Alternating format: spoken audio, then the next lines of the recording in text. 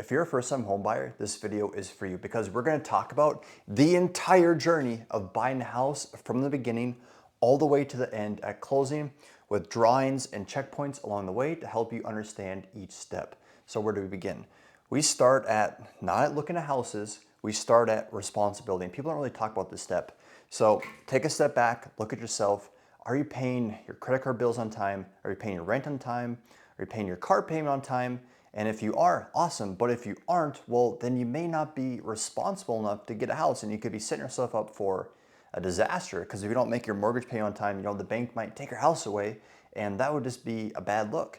So it's good to take a step back, analyze yourself. Are you responsible? If yes, then we start this next step and it's a pre-approval letter. Now, in one of my previous videos, I talk about a roller coaster. What do I mean by this? We don't want a roller coaster. Let's say we skip this step and go to the next step and go look at houses and showings and you just fall in love with this house. It's $350,000. This is perfect. This is your dream house for you and your family. And now it's time to actually maybe get this house and you don't qualify for a loan and you just go through this big roller coaster of awesome, awesome, awesome, awesome. And now you're disappointed with reality of what you can actually afford.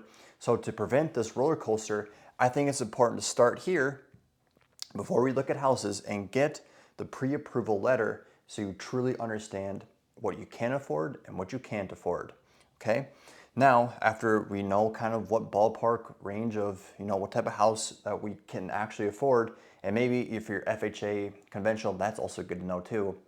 Okay, so now we're looking at houses and, we're looking at 1, 2, 3, maybe we get lucky in the first try. And this is like the dream house and we don't want to look at any other houses, all right? So now after showings, what's after showings? We found the dream house that we want to get. What's next?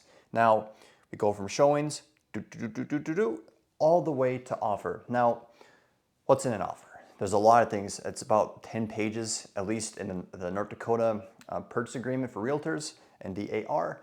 So it's 10 pages, a lot of information on that. I have a video specifically about kind of what's in an offer, but briefly explain it. You have purchase price, you have earnest money, contingencies, kind of how all those play out, and I'll talk about those shortly.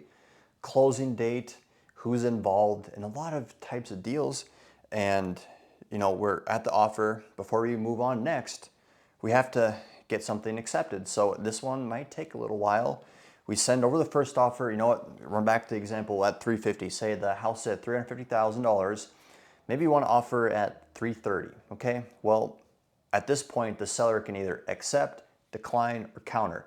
So kind of in between here and the next step, we're running through this right now. Where are we at? Okay, they countered. No, they want $340. No, they don't want to pay any closing costs because closing costs are pretty expensive. So you can actually, side note here, the seller can pay for closing costs for the buyer. And I think that's a big, huge thing. And I have videos about that as well, how that's pretty important because those more than likely are due up front, the closing costs to pay for the buyer. So if you can have the seller pay for that, that's kind of in negotiations, and I think it's pretty important. So now we're in this time frame right here. Okay, maybe they decline this one, maybe they're counter, we're going back and forth. And now we finally get something accepted. Both parties agree with the handshake. Well, more than likely not meet in person, but handshake, I accept your offer. What's next? Now, earnest money.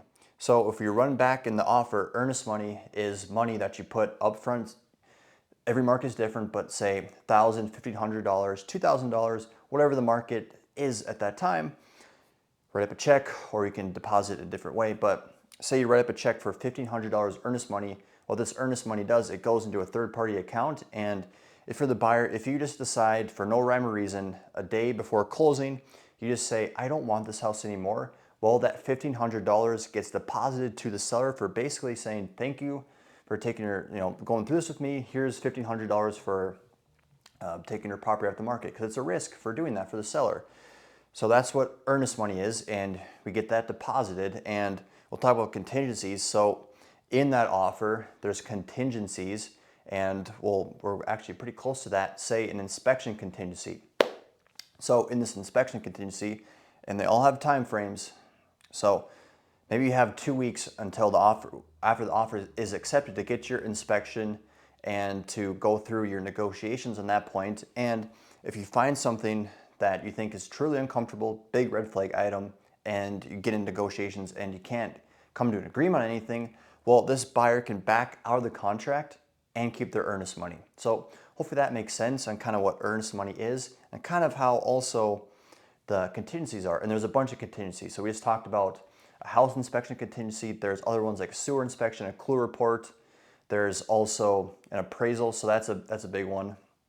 So for example, say, and more than likely if you're getting a loan, say it's contingent on appraisal on 350. Say the price is at 350, $350,000. So now if the appraisal comes in lower than $350,000, that buyer can back out of the contract, or if the seller doesn't come down in price, I have videos about that as well. If both parties can't come to agreement, the buyer can back out of the contract and keep their earnest money. So well, I'm really going on a bunch of side tangents here, but I think it's good because a lot of information. So say the appraisal comes in, and this is $350,000. Say the appraisal comes in at 330. Well, if the seller doesn't come down, does that buyer have to come out of pocket to split the difference to close? Because that's only what the appraisal is and what the loan's going to give out. So I think it's very important to get that contingency right back in the offer, but also that's kind of in this time frame here till we get the final walkthrough. So from offers accepted, earnest money is deposited, and now we're going through our contingency timeline for the inspection, the sewer line if you want to get that, and also the appraisal. And also in this time frame too, I'm not a lender, but they're gonna, if you're getting a loan, they're gonna be underwriting you to see if you can actually qualify for this loan. So there's a whole bunch of deals that's going on from offer all the way to final walkthrough. Okay, hopefully that makes sense. We're going kind of fast. And rewind if you need to listen to a part again, or drop a comment below saying, can you explain earnest money again? Can you explain the inspection again? I'll definitely go ahead and make another video and explain it more. Now, offers accepted, earnest money is deposited, contingencies are all good, the appraisal is fine, or you come to an agreement if it's lower. Okay, what's next? Now, we're getting really close to the end. We're getting really close. Now, we go to the final walkthrough.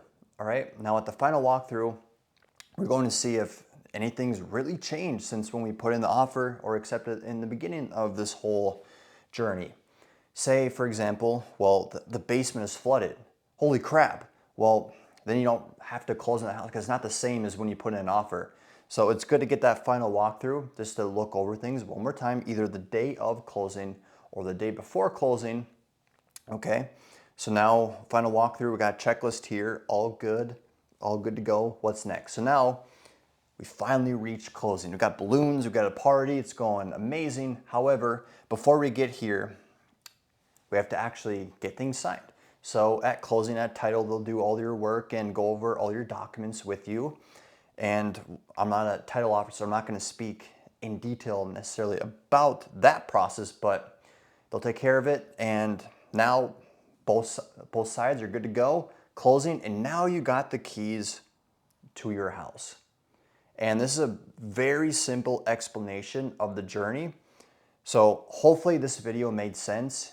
If there's something you want me to go over again, drop a comment. I'll definitely do it. Thank you for watching. Have a good one. This was a fun one to make. Bye.